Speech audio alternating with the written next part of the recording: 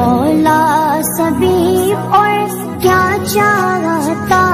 ہے، بس مغفرت کی عطا چاہتا۔ اصحاب النار هم فیہا خالدون، صدق اللہ مولانا العظیم۔ وہ لوگ جو کھاتے ہیں سود نہیں کھڑے ہوں گے قیامت والے دن مگر ایسے ہی جیسے کھڑا ہوتا ہے وہ آدمی جو مخبوط الحواس بنا دیا اس کو شیطان نے چھو کر۔ اور یہ اس وجہ سے کہ بے شک وہ کہتے تھے کہ تجارت مثل سود کی ہے، حالانکہ حلال قرار دیا اللہ نے تجارت کو اور حرام فرمایا اللہ نے سود کو۔ بس وہ شخص جو آئی اس کے پاس نصیحت اپنے رب کی طرف سے، پھر وہ رک گیا،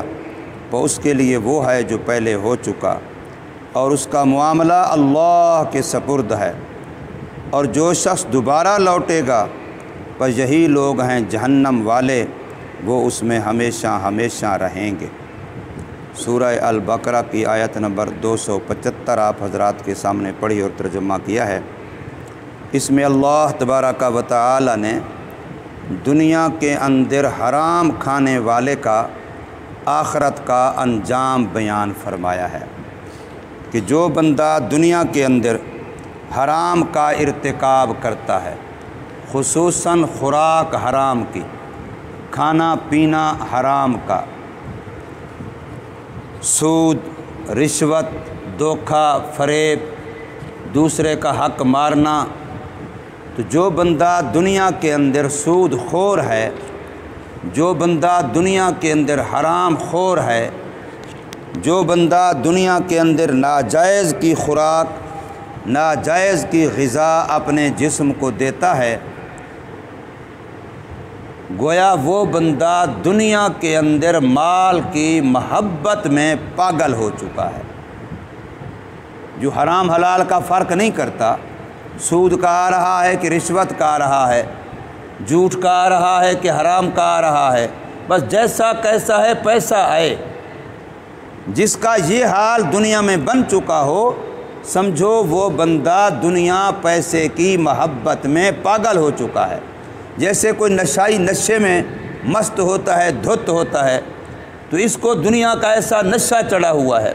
پیسے کا ایسا نشہ چڑھا ہوا ہے کہ یہ بس اسی نشے میں دھت ہے۔ اس کو نہیں پتہ جھوٹ ہے، فریب ہے، دھوکہ ہے، حرام ہے، حلال ہے، بہن کا حق ہے، بیٹی کا حق ہے، ہمسائے کا حق ہے، بس جیسا کیسا ہے کہتا ہے پیسہ ہو۔ جیسے آج کل لوگوں نے سمجھا ہوا ہے،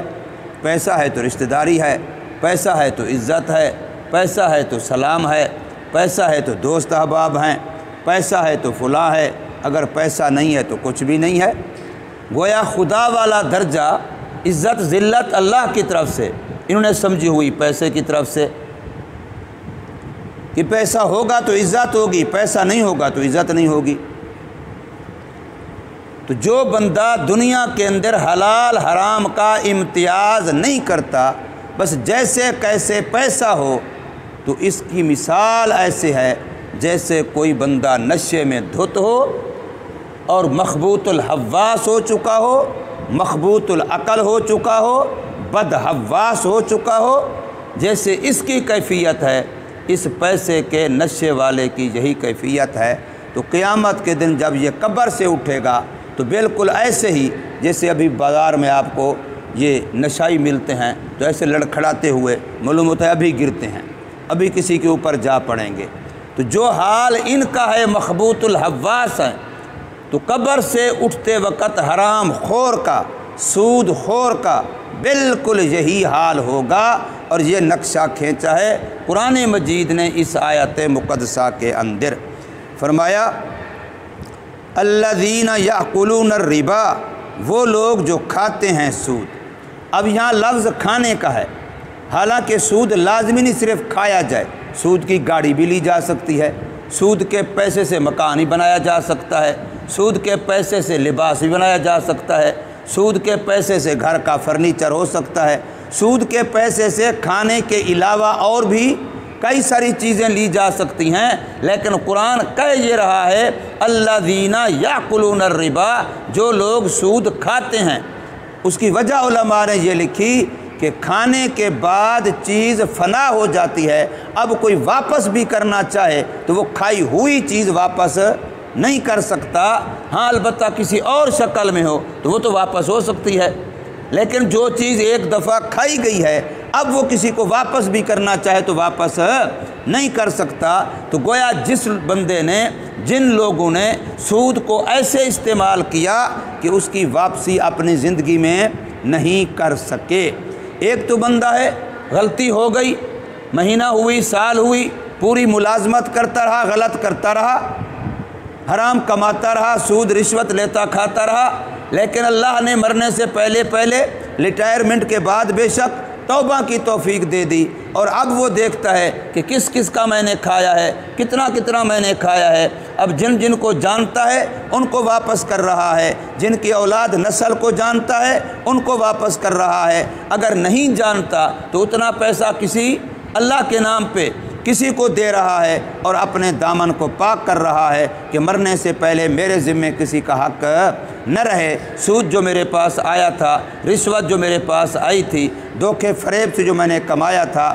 فلاں کا جو میں نے حق مارا تھا، زندگی میں اس کو واپس کر دیا تو ٹھیک ہے، لیکن کھایا ہوا تو واپس نہیں ہوتا۔ اس لیے گویا اللہ نے یہاں کھانے کا لفظ اس لیے بولا کہ جو بندہ حرام کی کمائی ایسے استعمال کرتا رہا کہ مرتے دم تک اس کو واپس نہ کر سکا تو اس کا یہ حال ہوگا۔ تو فرمایا الذین یاکلون الربا، وہ لوگ جو کھاتے ہیں سود، لا یقومون، نہیں کھڑے ہوں گے وہ قبروں سے قیامت والے دن، الا کما یقوم الذی، مگر ایسے ہی جیسے کہ کھڑا ہوتا ہے وہ آدمی، یتخبطہ الشیطان، جو مخبوط الحواس بنا دیا ہو اس کو، پاگل اور دیوانہ بنا دیا ہو اس کو شیطان نے، من المس سے، چھو کر کے، لپٹ کر کے، ہاتھ لگا کر کے، ذالکا، اور یہ اس کی وجہ کیا ہے؟ وجہ ہے کہ ان کے اندر دو خرابیاں ہیں، ایک ہے حرام کا لینا، کھانا، استعمال کرنا، ایک ہے حرام کو حلال سمجھنا۔ اس کو حرام ہی نہیں سمجھتے، بلکہ کہتے ہیں جیسے کوئی کاروبار کرتا ہے وہ بھی تو نفع کماتا ہے تو ہم سود کھاتے ہیں، ہم بھی تو نفع کماتے ہیں، کاروبار والا بھی تو پیسے لگا کے نفع ہی کماتا ہے، تو ہم بھی کسی کو لاکھ قرضہ دے کر کے 1,20,000 لے لیتے ہیں، ہم نے بھی پیسے پر نفع کمایا۔ تم اس کو سود کہتے ہو، اس کو نفع کہتے ہو، حالانکہ وہ لاکھ تجارت میں لگا کر کے 20,000 کمانے والا وہ بھی تو نفع کما رہا ہے، ہم نے کسی کو لاکھ نقدی دے دیا، پھر 20,000 اوپر کر کے 1,20,000 لے لیا کچھ دنوں کے بعد، تو ہم نے بھی تو لاکھ پہ نفع کما لیا۔ تو وہ حرام نہیں سمجھتے سود کو، بلکہ اس کو تجارت کے نفع کی طرح سمجھتے ہیں، تو یہ اعتقادی خرابی ہے۔ اور حرام کو حلال سمجھنا یہ کفر ہے، اور کافر کی سزا ابدی جہنم ہے، ہمیشہ جہنم ہے۔ اس لیے فرمایا ذالک، اور یہ ان کا جو حال ہوگا کہ شیطان نے جیسے مخبوط الحواس بنا دیا ان کو، اس کی وجہ یہ ہوگی بِأَنَّهُمْ قَالُوا، بیں طور کہ بے شک وہ کہتے تھے دنیا میں، إِنَّمَا الْبَيْعُ مِثْلُ الرِّبَا، کہ تجارت اور ربا ایک طرح کے ہیں، سود اور تجارت کا نفع ایک طرح کے ہیں، حالانکہ فرق ہے دونوں کے اندر۔ وَأَحَلَّ اللَّهُ الْبَيْعَ وَحَرَّمَ الرِّبَا، کہ اللہ پاک جو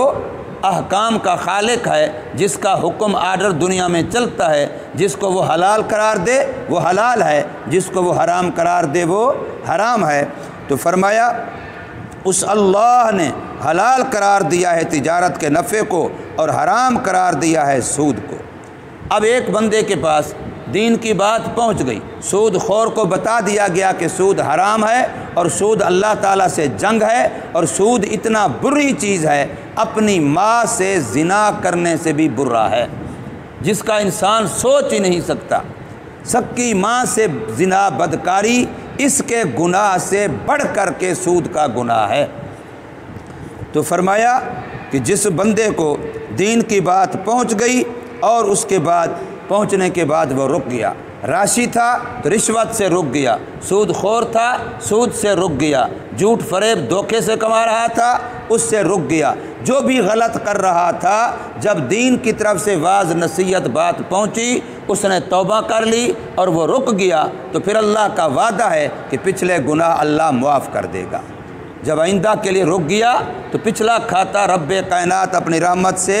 معاف کر دے گا۔ اس لیے فرمایا فمن جاءہ موعظۃ من ربہ، پس وہ شخص جو آئی اس کے پاس نصیحت اس کے رب کی طرف سے، فانتہا، بس نصیحت کو سن کر کے وہ رک گیا، فلہ ما سلف، تو اس کے لیے پھر جائز اور حلال ہو گیا جو اس سے پہلے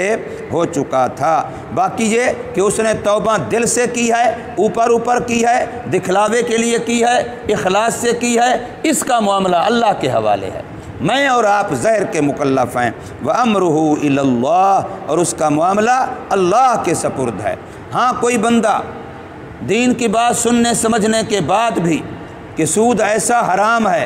رشوت ایسی حرام ہے کہ رشوت لینے دینے والا دونوں جہنمی ہیں، یہ سارا کچھ سمجھنے سننے کے بعد بھی توبہ نہیں کرتا بلکہ الٹا دوبارہ پھر وہی گناہ کرتا ہے، پھر وہی رشوت، پھر وہی سود، پھر وہی دھوکہ، پھر وہی فریب، پھر وہی بہن بیٹی کا حق، یہ سارا کچھ حرام کرتا ہے، تو فرمایا ومن عاد، جو شخص دوبارہ لوٹے گا سننے سمجھنے کے بعد بھی پھر دوبارہ اسی حرام کی طرف پھر لوٹے گا، فاولئک اصحاب النار، پس یہ لوگ جہنم والے ہیں۔ اب ان کا مقدر جہنم ہے، ان پر حجت تمام ہو چکی، ان کو بات سمجھائی جا چکی، انہوں نے نہ مانی، ہم فیہا خالدون، وہ اس جہنم میں ہمیشہ رہیں گے۔ جہنم میں جائیں گے تو گناہ کی وجہ سے، اور جہنم میں ہمیشہ رہیں گے بد عقیدگی کی وجہ سے۔ حرام کا لینا کھانا کمانا یہ گناہ ہے، اور حرام کو حلال سمجھنا یہ بد عقیدگی ہے، کفر ہے۔ اس لیے گناہ کا احساس زندہ رہے کہ میں غلطی کر رہا ہوں۔ کوئی بندہ نماز نہیں پڑھ رہا، احساس ہے کہ میں گناہ کر رہا ہوں۔ کوئی بندہ داڑھی نہیں رکھ رہا لیکن احساس ہے کہ میں برا کر رہا ہوں۔ کوئی بندہ حرام کما کھا رہا ہے، احساس ہے کہ میں غلط کر رہا ہوں۔ تو یہ احساس بہت بڑی دولت ہے، یہ احساس بہت بڑی دولت ہے۔ ایک دن یہی احساس بندے کو جہنم سے نکال لائے گا۔ یہ احساس والا اول تو مرنے سے پہلے اللہ اسے توبہ کی توفیق دے دے گا اور یہ پاک ہو جائے گا، ورنہ ایک دن یہی احساس اس کو جہنم سے نکال لائے گا۔ لیکن جس بیچارے کا یہ احساس ہی مٹ گیا، وہ حرام کھا رہا ہے لیکن اس کو احساس ہی نہیں ہے، نماز نہیں پڑھتا لیکن احساس ہی نہیں ہے، گناہ کیے جا رہا ہے مگر احساس ہی گناہ کا ختم ہو گیا، تو پھر یہ بندہ سمجھو اسلام کی حد سے خارج ہو گیا، اب یہ ایمان کے ذرے سے بھی محروم ہو گیا، ورنہ رتی برابر بھی جب تک ایمان ہے اس وقت تک احساس رہتا ہے گناہ کا، اور جب احساس ہی مٹ جائے، احساس گر مٹ نہ جائے تو کافی ہے انسان کو ایک ٹھوکر لگی ہوئی۔ احساس گر مٹ نہ جائے تو کافی ہے انسان کو ایک ٹھوکر لگی ہوئی۔ اب احساس والے کو ایک ٹھوکر کافی ہوتی ہے، اور جن کا احساس مٹ جاتا ہے ان کو سینکڑوں ٹھوکریں بھی لگیں تب بھی پرواہ نہیں کرتے۔ اللہ تبارک و تعالی ہمیں سمجھ نصیب فرمائے، عمل کی